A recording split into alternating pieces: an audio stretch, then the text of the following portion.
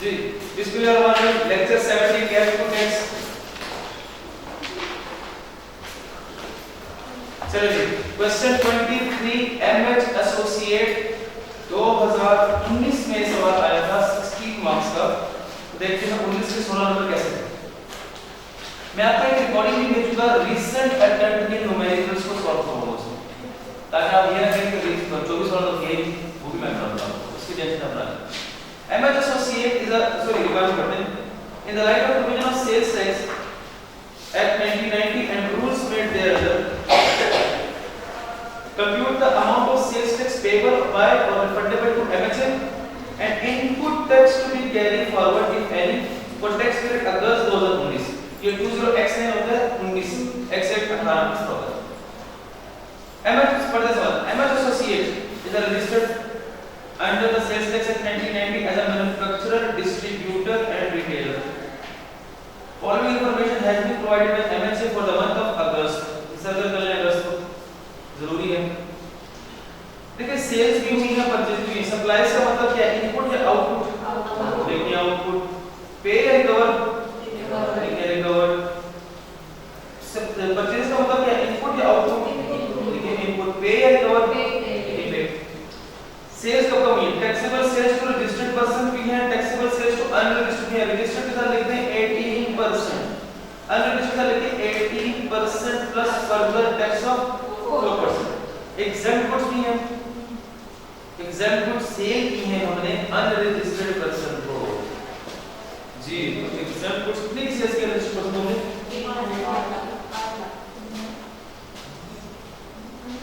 इसकी क्या ट्रीटमेंट होगी? यार ये वर्किंग में ऑपरेशन करते वक्त टर्नओवर एक्सपर्ट सेल्स में जो एग्जम्प्ट का कॉलम आता है वहां लिख दीजिए।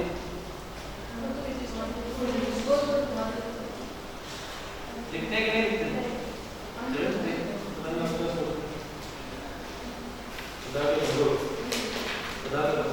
अपॉइंटमेंट ऑफ इनपुट टैक्स करते वक्त, अपॉइंटमेंट ऑफ इनपुट टैक्स करते वक्त जो रोज में बना रहा था, क्या उसमें था नहीं टैक्सेबल सेल्स एक्सपोर्ट और एग्जम्प्ट? वहां था नहीं था? क्या हां वो क्या था? रजिस्टर्ड पर्सन को मतलब नहीं है क्या सब जिक्र किया हमने रजिस्टर्ड का। देखिए उसके अलावा परचेजेस का कहां किए? मैं कहता हूं अब मैं कराऊं। परचेजेस का कहां किए? टैक्सेबल गुड्स रजिस्टर्ड पर्सन से परचेज किए, सैलरी कितने percent? Input 18%। Exempt goods registered person और टैक्सेबल गुड्स तो अनरजिस्टर्ड बुरे बच्चे काट दें इसको 1.1 मिलियन को काट। बाकी देखिए क्या करना है। आगे एडिशनल इंफॉर्मेशन पर सप्लाई इधर sale of taxable goods to registered person, sale taxable goods registered person को कितने की है? 7.85 मिलियन। कहता include an invoice erroneously issued to Rashid for 2,70,000 whereas the correct amount of invoice was 7,20,000। मुझे बताएं इसको, एक तो गलती हमने ऐड करना था 7,20,000, हमने कर दी 2,70,000। सिंपल तरीका, पहले 2,70,000 का माइनस करो फिर 7,20,000 को ऐड करो। Number 2 sale of taxable goods to unregistered person include sale of 3,65,000 end consumer further tax charge करते हैं या नहीं करते? वो मेरी मोबाइल की दुकान थी, मैंने एंड कंज्यूमर को भी दी थी, वो फ्लो चार्ट याद है? तो बताएं 365 पर फर्दर टैक्स चार्ज होगा या नहीं होगा? चलिए आप कहते हैं नहीं होगा तो मान लेते हैं नहीं होगा। ये टोटल अनरजिस्टर्ड थी कितनी सेल्स? 815 में से कितनी ऐसी जिसमें फर्दर टैक्स नहीं होना? 815 में से माइनस करें 365 को लिखिए इसके ऊपर ही लिखिए 815 माइनस 365 तो कितना बचा? इस 450 पे क्या चार्ज होगा? Further tax. इस पे फर्दर टैक्स लिखिए 450 पे further tax at the rate 4%। चलें नंबर 3 पे रजिस्टर्ड सप्लायर से कितनी परचेज की? परचेज के रजिस्टर्ड से 648,000। क्या उसमें अमाउंट ऑफ कितने अमाउंट कितने के उसको सबसे पहले 7,20,000 2,70,000 3,65,000। इसके बाद आ जाएगा amount of rupees 18 lakh paid for purchase of raw material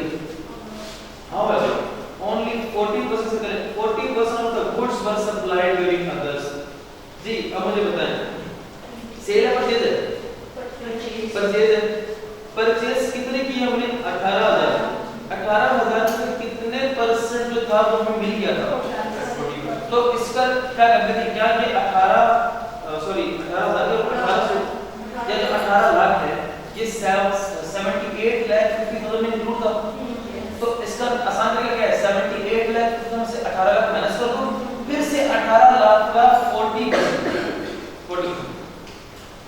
second point, goods worth rupees इस तरह कर ले 12 lakh against which discrepancy has been indicated by the plus. मैंने आज कोई कहा था कि पास में आ चुका है, झूठ तो नहीं बोला मैंने। अब अगर डिस्क्रिपेंसी इंडिकेट हुई है 12 लाख की, इसको क्या करें, रजिस्टर्ड परचेज में से माइनस, इसमें नो इनपुट लिख दीजिए, no input tax. Point number 4 में two machines, machine A and machine B costing rupees 9 lakh, costing rupees 12 lakh। machine A कितने की है, 9 lakh, machine B कितने की है, respectively were purchased and commissioned into operation on 15 August। machine A has been used for taxable supplies only, यानी operation करते वक्त किसमें ऑपरेशन नहीं करेंगे, whereas machine B has been used for exempt supplies only, operation करते वक्त किसमें operation करेंगे, just exempt। Point 5, input tax amounting to ₹1,20,000 was paid on 15 March 2019, but inadvertently it could not be claimed, this other could not be claimed in the return of March and thereafter। हाँ, अब मुझे बताएं ये 120 हमारा मैंने बोल सकता अब बताइए जो 120 जो क्लेम नहीं कर सके हम मार्च वाला क्या क्लेम करेंगे, नहीं करेंगे, अप्रैल मई जून जुलाई करेंगे। हाँ 180 के लिए 6 महीने ये कौन सा है, 180 दिन वाला, तो फिर भी बंदा तो ये बात हुई। अब वो क्लेम कर जाता है, क्लेम कर जाता है, फिर क्लेम करने के लिए क्लेम करेंगे 1,20,000 लिखते हैं, we will claim input tax in August bracket में less than 6 months देखते हैं, 180 days देखते हैं, नहीं मसला नहीं है जी। Point number 6, an electricity bill of 6,70,000, circle कर लें इलेक्ट्रिसिटी बिल को और 6,70,000 was paid in cash। ओहो हमने कहा 5 लाख से ऊपर के ट्रांजैक्शन को जो है आपने कैश में नहीं करना, लेकिन कौन सा तो इलेक्ट्रिक पॉइंट 6 से देखिए यूटिलिटी बिल और साथ देखते हैं section 73 which includes sales tax amounting to 95,000। अब मुझे बताइए क्या ये 95,000 जो है इसका इनपुट क्लेम होगा कि नहीं होगा, अमाउंट इसमें बता दिए। तो section 73 apply does not apply, does not apply। देखिए section 73 does not apply, we will claim input of rupees 95,000 although it is paid in cash। ये बातें लिखा है, ठीक है। Point number 7, taxable supplies of rupees 90,000 were returned by the registered customer। returned by the registered customer मतलब क्या, sale return purchase return, sales return during the period proper debit credit notes were issued within a specified time। यानी कि sales return minus करेंगे, कितने की sales return है, 90,000। आखिरी point क्या पढ़ें, sales tax brought forward, सबसे पहले brought forward from previous month amounted to rupees 2,55,000। इसको हम क्या करेंगे, एक्चुअल में ऐड करेंगे नहीं करेंगे, ऐड करेंगे। अब पता है सवाल मुश्किल है, आसान है लग रहा है, क्यों लग रहा है, कहते हैं अगर आपको क्लास में कोई टॉपिक आसान लग जाए किसी भी सब्जेक्ट का तो समझ रहा है कि साथ में बड़ी मेहनत की चलिए मुझसे पहले पैड बनाया आप और शर्म नहीं आता जिन्होंने नहीं बनाया उनके लिए जी। क्वेश्चन नंबर 23 बंदे का नाम MHA, यहाँ के लिखूंगा सेल्स टैक्स पेबल या फिर रिफंडेबल, और फिर कौन सा टैक्स पीरियड,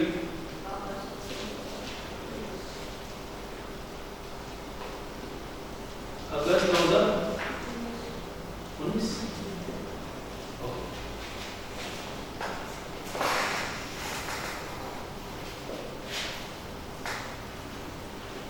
सबसे पहले क्या आएगा?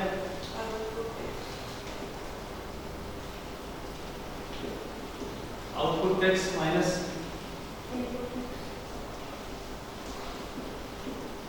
इनपुट टैक्स, और अगर पता है इनपुट टैक्स लोअर आउट होता है,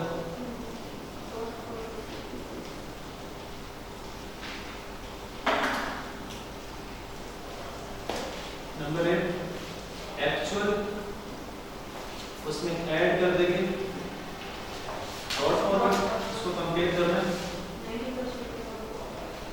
90% of output tax.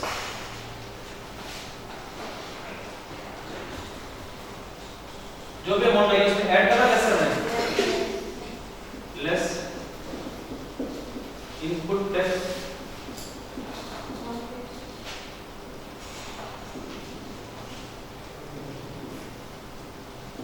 On fixed asset. जो भी आंसर आएगा उसमें क्या करना है? ऐड कर देना है। फिक्स्ड एसेट नहीं है, वो है नहीं, बात नहीं, पैटर्न में होता है नहीं होगा, डैश जीरो कर दो। Add further tax at the rate 4% unregistered. इससे जो भी आंसर आएगा वो मतलब sales tax payable to government.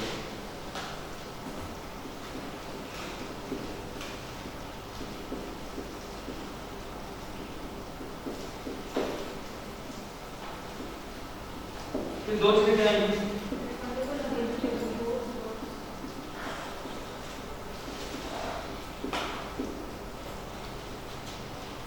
Solve करना है आपको। Refundable against exports, okay, input tax to be, कितने महीने तक कैरी फॉरवर्ड कर सकते हैं बताएं? नेक्स्ट 6 मंथ्स बस। ये वर्किंग का नाम बताइए।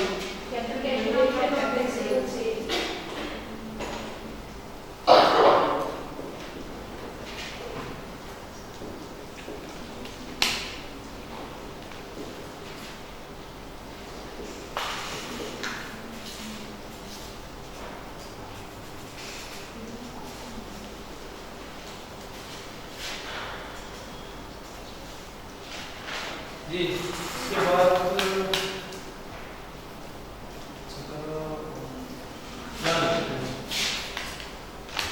वर्किंग टू का नाम है कैलकुलेशन ऑफ इनपुट टैक्स,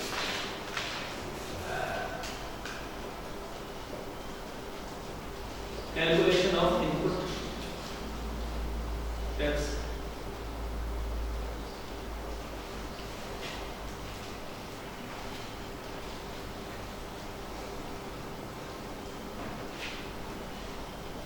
जी वर्किंग 3 होगी abolishment of input tax, input tax.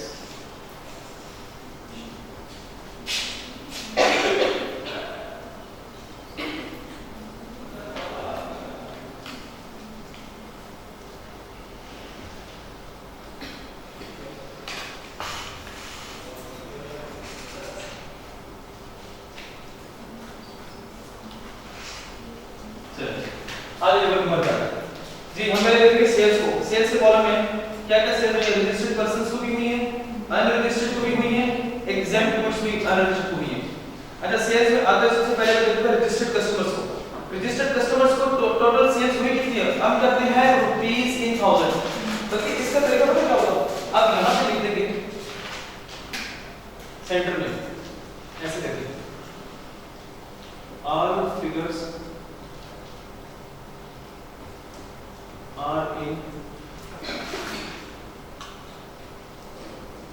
₹1000। अब ये बात ना सिर्फ मेन पेज पर मिलती है बल्कि वर्किंग्स में भी मिलती है।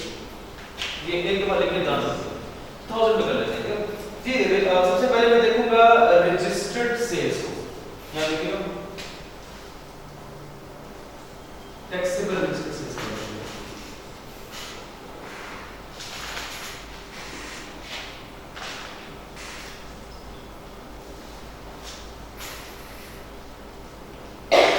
कितनी है टैक्सेबल स्टेट उसकी 7850। लेकिन ये 7850 में मसला है। पॉइंट नंबर 1 2 720 की जगह कितना ऐड कर देगा 270। अब तरीका क्या होगा, हम यहां लिख लेंगे कितना होगा 7850 में से माइनस कर दूंगा 270। अब रुक जाए, ऐड कर सकते हो। अब मैं बचा कितना ये क्या है 90 करता हूं ना, करता हूं आता हूं। तो कितना होता है 700। अब ये तो 270 गलत होते हैं, एक्चुअली था कितना 720। तो ये बेसिकली 720 का इनवॉइस होता था। तो मैं साथ लिख देता हूं